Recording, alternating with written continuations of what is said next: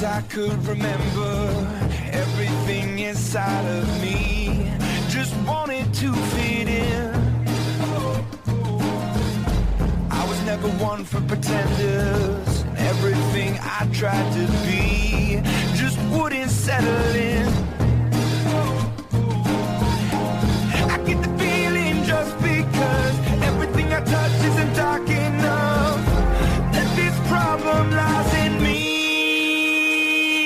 I'm only a man with a candle that got me. I'm taking a stand to escape what's inside me. Hey, this is Emma. Doriana, Harley, And SJ. So guys, what's up? Not much. Hey, Dory, what's off? You look kind of down. What's the matter? Yeah, what's going on? I've been kind of notified with some news that my close friend's little sister recently tried to kill herself. Oh my God. That's so sad. I know, right? She tried to hang herself in her closet, and luckily her mom found her before it was too late, or else she would have been dead. That's awful. You know, it's weird. She was just so happy all the time. She was I think the happiest one in her household, and now she is in a really dark place. Wow. Sometimes it's hard to believe that these things really happen to people that are so close to us. And Dory, I'm really sorry about that. That's terrible. Yeah, sorry. It's so weird thinking that people will destroy themselves on the inside without us even noticing. I mean, yeah, I understand what you're saying, but self-destruction happens to all of us. It's just hard to see people that we love, get to that point where they feel like they have to kill themselves or they have to hurt themselves to make things better. Well, guys, it's not all black and white. I mean, some people sabotage and ultimately destroy themselves subconsciously. Really? They really just don't even know that's what they're doing. I mean, people destroy themselves every day. It can range from bad decisions or thoughtless actions to even simple mistakes.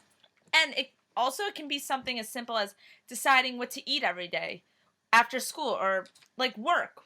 Don't people think about what they eat, though?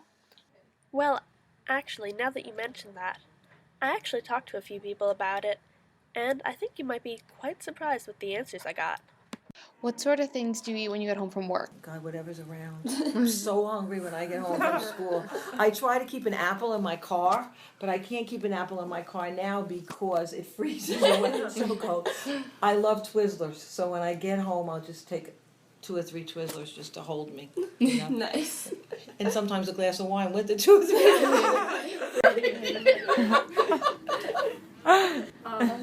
What sort of things do you eat on a regular basis if we're on the topic of food? Seriously, chocolate. I eat way too much chocolate. I shouldn't. My father's a diabetic. My sister has gestational diabetes. I should not eat so much chocolate, but it's and I probably drink a little too much coffee.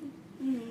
But if those are the worst things I do, I think I'm pretty good. Pretty safe, yeah. Yeah. I don't really know about that. I don't think it's that safe, to be honest. Well, either way, let's see what the next person has to say. By the time I get home, usually I eat dinner. But if you're saying before dinner, Yeah. anything. Do you call yourself a healthy eater? No, I would not. What sort of things? What do I eat that's not healthy? Yeah. Well, if there's a cookie in the house, it's usually, if I'm hungry, that's what I eat. Totally, I do that too. So what about you? What do you normally eat? What do I normally eat? I like chai. That's my most self-destructive behavior is soy chai. What is chai? It's a spicy tea. I get it at Starbucks. It's really good. Yeah, it's very good. But if you have too many of them, you could put weight on.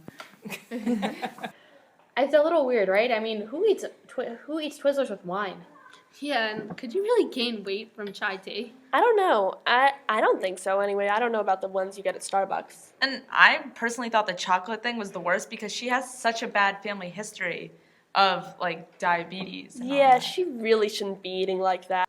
So anyways, welcome to Man's Worst Enemy Radio Podcast. Basically, we're going to be taking a look at, just that. What is man's worst enemy? I mean, I know the most obvious conclusion to come to is that it's like a nuclear explosion, say, or that army on the other side of the ocean that doesn't agree with you. I mean, What are you saying? really, if you look at it as an individual, I think that man's worst enemy is really really ourselves. You really think that? Yeah. I completely disagree with you, actually. But, you know, people have their own opinions, but can you prove to me that that is more... I mean, I can kind of see where you're coming from and all, but still, personal pain and the suffering that can be caused by oneself, I think, is greater than anything anyone else can do to you. Well, SJ and Emma, I kind of agree with both of you on both sides, but in some way, SJ is right because, well, self-destruction can be, like, interpreted in different ways in that self-destruction can be influenced by another, or it can be yourself doing it to you, but you really can't control some of these things. Well, yeah, but I guys, mean, it's obvious that you destroy yourselves. It's not. I mean, yeah, people can hurt you from without, but there's so much more to it than that. Psychologically, especially, it's really only you who can hurt you, and physically too. Exactly. And- You can let someone get you down and stuff like that. Hey, Emma, you know what you said just a minute or two ago about wanting proof that people really do destroy themselves and how bad human destruction can be? Well, how about this? I've got a story for you that should show you just that. I was a senior many years ago, and he had friends, but he wrote about things like that kept talking about death. I didn't think anything of it. You know, it was a creative writing assignment. And, you know, it was very creative. So then what happened? He was going through a whole bunch of stuff, and he threw himself in front of a train. Oh my god, that's awful. I know, right? That's what I mean. Like, see, this is exactly what I was talking about. When people destroy themselves from the inside, they can do as much or more to themselves than anyone can do from the outside. Dory, I have a question. What were you going to say about Dr. Gordon? Okay, so recently said that we know she went through a lot of eating disorders as a kid, and that was one of her main self-destructive habits. I know exactly how it feels because when I was 11 years old, I went through the same thing, and I truly feel that, like, as Esther said before, like, we're the ones that destroy ourselves. You know, it's us inside, and because I went through an eating disorder like her, you know, and it's something that, you know, it destroys you. You know, it destroys your self-esteem. It's all over your thoughts. It starts destroying you, like, maybe physically, but over time, like, it destroys you mentally. And, like, I feel that a mental disease is worse than a physical disease because you can put cream on it and it'll go away. But, like, you can't just put cream, you know, you can't just, like, fix your thoughts. It's something that's always there, like, you know, these thoughts, like, they never really go away, like, you know. I mean, I guess it was pretty bad until the point, you know, I'd have arguments with my mom about what I was going to eat at, like, the dinner table during, like, family reunions and stuff, and it was just, it wasn't fun. My and God. sometimes, like, it's still, like, it's gotten better, but the thoughts are still there. So you're pretty much making the point that people can be their worst enemies sometimes, their own worst enemies. Exactly, and you don't even notice it, and if you don't do anything about it, no one's gonna be able to do anything. Yeah, Exactly. I guess. And sometimes you just can't tell from the outside, but really on the inside, someone might be hurting you, or you might be hurting yourself by thinking that you might be fat, or someone telling you that you might be fat. And in the long run, it's really going to hurt you much more if you let it get to you. Yeah, Carly, that's a great point. Basically, we'll be taking a look at, you know, all sorts of ways people can sabotage themselves on a daily basis. And we've actually got some really, to be honest, neat stories coming up. You guys ever wonder, is there even a difference between a bad habit and a really destructive one? I don't think there really is one. I mean, after all, isn't the definition of a bad habit something you do over and over again that either hurts you or harms you in some other way? Yeah, but still, there are a lot of common ways that people can risk destroying themselves. Like, take marriage. Marriage? Are you kidding? Seriously?